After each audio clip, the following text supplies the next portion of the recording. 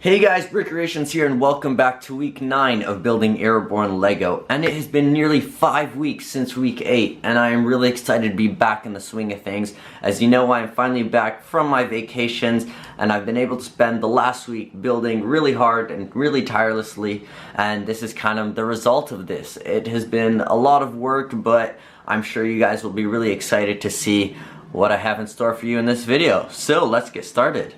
Okay guys, so this is what Erebor looks like right now, and as you can see, I have finally completed the wall of Erebor, so this huge monstrosity right here, as well as pretty much finishing up both sides of the rock wall in terms of finishing them both on the front and the back and making them really solid. I've been able to put much more detail into Dale, which you will be able to see, and I've been doing just a few little bits and bobs around the terrain work, and obviously you won't be able to see it from this angle, but I've done quite a lot of work on the inside, and the forges now look like something, and there is a much more open and cavernous feel of Erebor, as well as I've started some rooms, as you can see in the far left corner. So I'll go into each little bit in a little bit more detail, starting with Dale. Alright guys, so here is Dale, and hopefully you can see it well enough because I know my lighting isn't great at the moment, but at first glance Dale looks pretty much the same, and you are right, I've only done a few little tweaks here and there.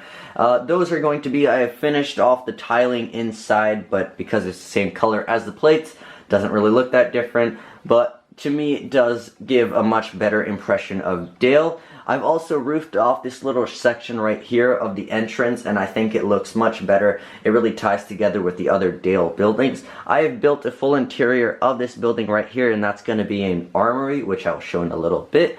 I've also added this little section right here. Now I remember I did say that that was going to be some sort of a fountain, but I thought this turned out much better. I did get quite a lot of plant pieces, if you remember, in one of my last hauls, and I thought I'd use them in a way so I can try to make some cool flowers, and that's what I've done there, trying to break it up a little bit. So this building is a little bit hard to get a good shot of, as it is a little bit small, but I don't know if I mentioned this before, this is going to be an armory slash blacksmith shop, and then if I go to the first floor you can see that there is more of a blacksmith style going on in here. We have that little pedestal type of thing where they hammer the swords and forge them, as well as a ladder up the side that takes you to the second floor.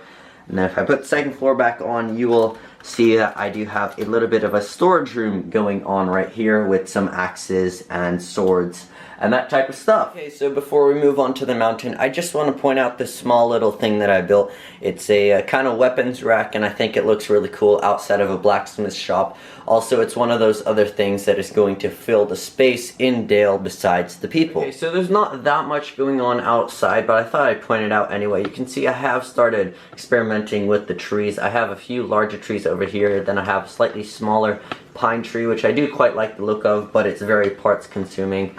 And then over there we just have a little bit of rock terrain and things like that. Just, you know, the general basic terrain work. Alright, so finally onto the stuff that you guys have probably been waiting for. Here is going to be the Erebor facade. And if I zoom in, you can see all the detail that I put into this. I try to make it as unique as possible, and that's why you have lots of different elements, including tiles and arches and all that kind of stuff going all the way up to this top peak right there. If I must say so myself, it looks really, really good. And then as you can see down here in the middle, you can see the bridge leading to the doors. And I tried to go for more of a simplistic look with the doors. I didn't want them too fancy, so that they would blend in a little bit more with the facade. So that's pretty much it for the outside. I mean, it is a monstrosity. It looks great, but beyond that, I can't really talk and ramble on for 5 minutes about it. I think the more interesting stuff is going to be on the inside, so let's move there. Okay guys, so here's the inside of Erebor, and I'm sure to all of you that this looks completely different from the last time you guys saw it. I have removed the pillars or arches, as you might call it, that were down the middle. I thought it made it a little bit too enclosed and give that grandeur of Erebor, so I took them all down, really made it much bigger. I removed the room that was over here and I kind of put it over in that building right there, which you will see in a little bit. The forges now actually look like something, and I try to spend as much time on that. I wanted to give that really nice feel of the dark tan and those little orangey colors accented throughout. And I did use the Lonely Mountain set as kind of a base for my forges area. As you can see, the main crane over there. We'll go into a little bit more detail about that. Also, I want to point out that I did try to do as much detail on the back as I did on the front of the facade, which is why you can see those kind of arches and stuff. Also, that kind of turned out like that because of how I needed to build the front. I kind of ran out of inverted slopes, so I had to use a lot of snot bricks, which is why you see the kind of weird shape that goes like right here. But I think it turned out okay. And then we'll go into a little bit more detail now. So I just removed the throne set right there out of the way, so you can see this front section over here.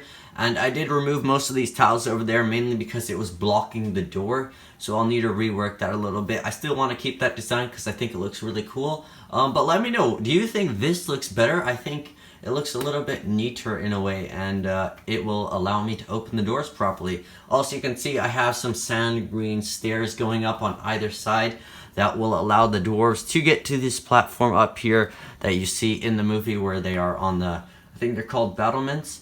But that's what I'm trying to achieve. It's not finished, obviously. Also, I need to plate off the back of the door to make it look a little bit better. But you can also see that I'm trying to use lots of sand green accents everywhere because I thought the gray looked really dull before. There was just way too much of it. And as you can see over here, I am trying to fill up this filler brick over here, trying to cover it up. I think I'm achieving that pretty well, and I think now we'll move on to the rooms that are over here. So the two rooms here are quite small because they are dwarf size, so I try to make the roofs a little smaller, make it feel like it belonged like that. Also in Erebor, you don't see that many rooms at all, so which is why that one is still empty. I'm not quite sure what to put in that. But for the moment, this one is going to be that room that you saw earlier on the other side in my previous videos. And this is more of a study / library kind of thing. You can see the bookcase over there, the desk where that person or dwarf is writing in this book that I just knocked over.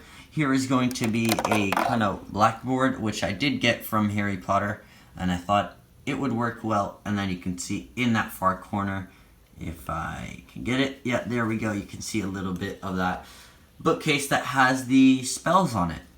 Right, so here's probably the most interesting part in the whole mock in my opinion, and that's going to be the forges area. I did take quite a lot of inspiration from the set, which is why you can see half of it right here. Lots of the components actually were taken directly from the set, like these little things, which is going to be possibly recently forged items such as the helmet and chest plate. This winch here, I thought it looked really cool, had a nice rustic feel to it, and I thought, why should I try and create my own item if that looks perfectly well? So I basically took this rail here, which was about half the size, I extended it, added these fairly nice columns right here, and that's pretty much it. Also, this vat right here, before it was some sort of a catapult, but now I have tried to make it, try to make it more of a gold melting vat, as I said before. Here's going to be another one of those smith pedestal things, which I still can't remember the name of. And then along the back wall, you can see that I have lots of gold dispersed all around. Now, I wanted to try to put as much gold as I could because, you know, they are quite rich in gold, but I didn't want to make it look too much. And here's a better look at the terrain work on this forges area. You can see right here, I did use quite a lot of dark tan and brown and that kind of earthy orange color to give a little bit more of a different feel instead of using dark bluish gray. I think it looks really good, and you can also see that I try to intersperse the brown, dark tan, and the other orange all around the terrain, so it looked really old, kind of dusty, dirty, things like that, and I think I achieved that look pretty nicely. I put the black plates here to kind of simulate that it goes down and that's not actually the floor. I don't really know how I can make that any better, but I think it looks quite good as it is. So here's a closer look at the rock formation on one of the sides, and you can see that I did try to level it off a little bit at the top by putting smaller slopes and slowly slope it up towards the wall. And I think that turned out quite nice. Alright guys, so that was week 9 of building Erebor. Hope you guys enjoyed it. I know it was a little bit of a short video, even though I had quite a lot of stuff to show off. I just trying to get through things a little bit quicker. Now it is week 9 and I was able to get a ton of stuff done, so that means week 10 will officially be the finale, meaning the mock will be 100% complete. I'm really excited about that, and I hope you guys are too. Now in terms of what I need to get done for week 10, it's going to be fairly minimal things. I'm going to have to finish off the inside in terms of tiling and just building up walls.